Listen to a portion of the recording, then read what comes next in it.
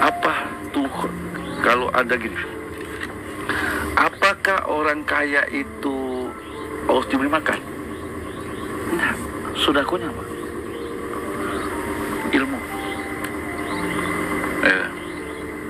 petunjuk. Itu harus sodako. Jadi orang itu sodako itu ketika dia harus tahu Tuhan itu ketika memberikan sodako, dia tahu sesuai kebutuhannya. Contoh gini, kalau orang ini hobinya sabu, sedekah sabu. Harus sedekah sabu, Ustaz? Bukan. Ini bahaya, Ustaz.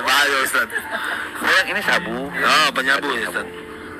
Terus kalau kau berkawan, aku sedekah juga, Ustaz. Tapi sedekah. Ya, melok ceka kalau kata gitu tuh.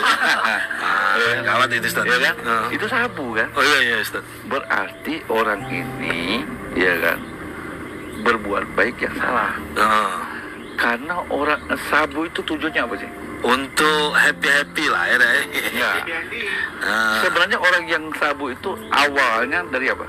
Dari ada sebab kita nyabu itu. Kecewa dengan kehidupan, Ustaz. Berarti dia galau. Ya kan, ya? Ustaz, galau. Jadi ketika orang kecanduan sabu, karena dia frustasi dan galau.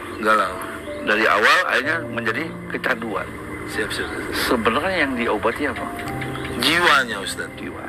Berarti tentu untuk mengobati orang sabu melalui proses. Tidak bisa kau berhentikan langsung dia berhenti sabu. Iya, Ustaz. Tapi tetap dia sabu, tapi punya saran. Iya, Ustaz. Terus jadi gini. Biasanya orang ngobrol sama gini. Anak kecil hobinya main api ya. Terus kamu ambil api, paksa. Api. Bukan nangis. Api. Anak kecil tadi merekam enggak? Merekam. Ini bapaknya loh ngambil. Kau ini main api tuh lah, dimarah. Kau ambil paksa. Anak ini rekam enggak? Dendam enggak? Tidak. Dendam enggak? Dendam enggak kau? Lu orang tuanya, dia teringat. Suatu ketika kau tua, anakmu udah punya apa? Diambil juga. Punya aku, Pak, mobil. Dengan apa kau pasang? Jadi kau anak mau melawan kamu karena kamu ngajar. Oke? Jadi ketika anak main HP, ya, tidak langsung kamu rampas seperti perampok. Oke? Kamu alihkan gini. Ini ibu atau bapak. Nah, berhenti dulu main HP. Kita beli es krim. Lepas HP. Padahal kita sudah mengajikan HP. Tapi kita melakukan apa? Ngajak main krim, beli es krim. Baik. Iya, anak teringat. Siap. Nah, pecah paseto pulo Ustaz di dalam tahu tentang anak. Hebat ya Ustaz kita nih. Maksud saya dengan orang yang bersabu. Siap. Iya kan? Ketika orang sudah kecanduan sama seperti habis jangan dirampas. Siap.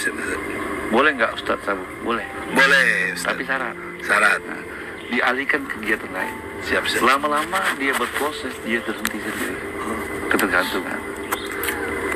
Disitulah namanya mencegah dalam basmalah. Kasih sayang. Kalau kamu terkenal dulu untuk anak-anak yang di ganja nyabu itu pondok Suralaya. Di Suralaya itu anak itu ketika dia kecanduan tidak langsung berhenti aja. Iya. Disuruh berzikir, mandi di kamar mandi kayak ninja sabu. Ninja sabu dulu. Berproses. Dia hobi ganja gitu, tetap dinjuk oleh ganja. Tapi dia berproses lama-lama berkurang.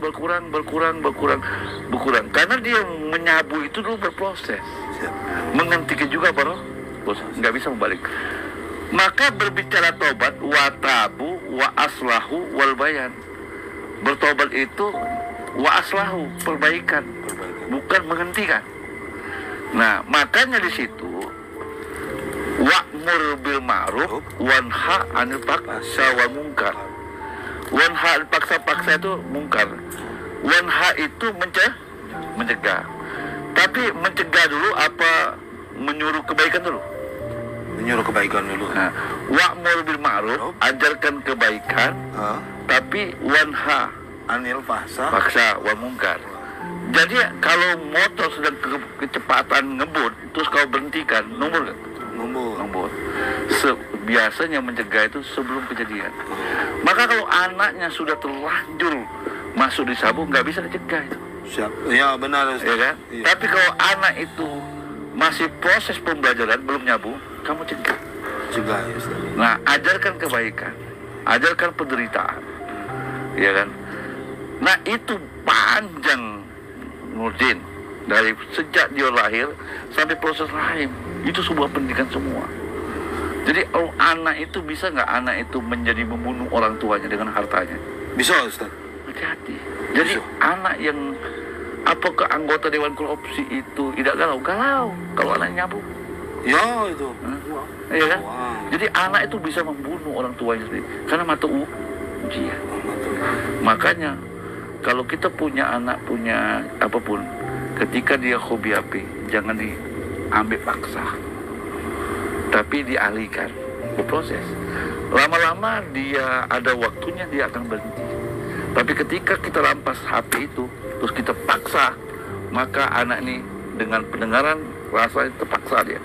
Nanti suatu ketika dia punya barang dan lengkap, ketika kita mau pinjam bapak yang tadi, orang ngaku kau. Jadi kalau anak itu memaksa karena kita udah ngajarin dia awal, dan itu berbekas di hati. Jadi artinya yang berbuat baik itu harus benar, sedekah juga harus benar, ya kan? Ada pembelajaran sedekah yang harus baik, bukan sekedar sedekah baik seperti itu. Oke. Jadi kawan-kawan sekalian yang ada dimanapun, ya kan, kita ngaji Quran malam minggu, celuk Quran. Kalau kita kusut, kembali Al-Quran itu sebagai syifa atau pengobat.